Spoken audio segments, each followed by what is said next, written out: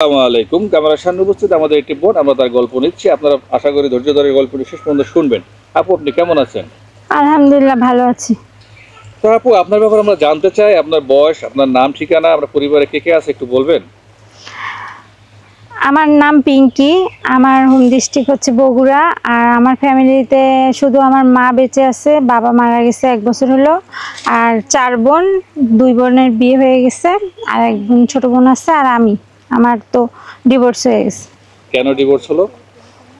আসলে একটা মেয়ে তো কখনো চায় না যে তার সংসার নষ্ট হোক। তো আমিও চাইছিলাম সুখে শান্তিতে একটা সংসার করব, সারা জীবন তার সাথে কাটাবো। কিন্তু ওই যে নিয়তি, ভাগ্যে ছিল না সংসারটা, কারণ ছেলেটা হঠাৎ করে নষ্ট হয়ে গেছে, নেশা এফেক্টেড হয়ে গেছে। বিভিন্ন খারাপ বন্ধু বান্ধবের পাল্লায় পড়ে সে একসময় বাধ্য হয়েছি আমি তাকে ছেড়ে দিতে। ছেড়ে দেওয়া করে সমাধান না, আপনি তার ঘরের স্ত্রী হিসেবে তাকে আপনার সংশোধন করা উচিত ছিল, তাকে বোঝানো উচিত ছিল। সেটা কি আপনি করেছেন? একটা মেয়ে অবশ্যই চায় যে তার সর্বস্ব দিয়ে তার সংসারটাকে টিকানোর জন্য। তো হচ্ছে তার জন্য আমি অনেক কিছু করছি। আমার পুরো ফ্যামিলি একদিকে ছিল, আমি একদিকে ছিলাম। তাকে টাকা পয়সা দিয়ে যতটুকু সাপোর্ট দেওয়ার দিচ্ছি, কিন্তু শেষ পর্যন্ত আমি নিঃস্ব হয়ে গেছি। তাকে সাপোর্ট দিতে গিয়ে আপনি নিঃস্ব হয়ে গেছেন। আপনার সেই বিগত স্বামীর ঘরে কোনো সন্তান আছে আপনার? না, কোনো সন্তান নেই। আচ্ছা, তাহলে আপনি এই যে তার সংসার কতদিন করছিলেন? করছিলাম অনেক বছর, 4-5 বছর। 4-5 বছর তার সাথে সংসারটা ছেড়ে আসলেন, এখন আপনার খারাপ লাগে না?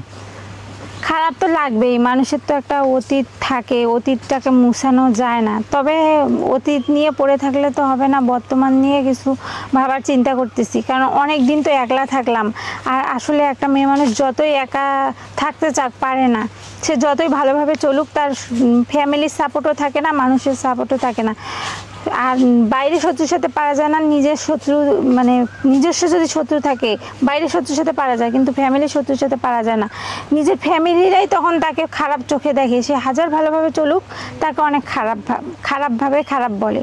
আর এই জন্যই আমি চাই যে আমার কোনো যোগাযোগের কোনো ব্যবস্থা নাই, ফোন নাই, কিন্তু আমি চাই ওনাদের মাধ্যমে ভিডিওতে কিছু বলা যায়।